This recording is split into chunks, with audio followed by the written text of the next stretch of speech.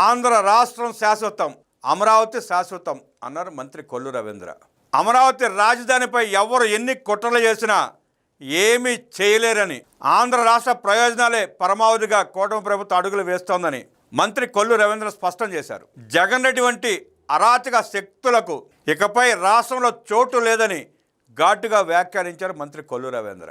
పూటకో మాట పూటకో వేషం అంటూ మండిపడ్డారు మంత్రి నిమ్మల రామానాయుడు.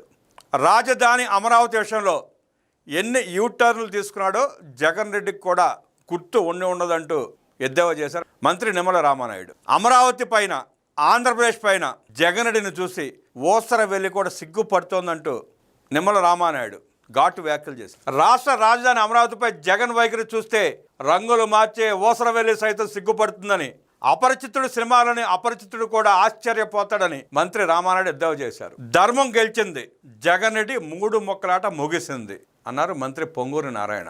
2028 ఆగస్టు నాటికి అమరావతిని పూర్తి చేస్తాం. ప్రజల ఆకాంక్షల మేరకు, ప్రజల ఆశల మేరకు అమరావతిని పూర్తి చేసి చూపిస్తామన్నారు పొంగూరు నారాయణ.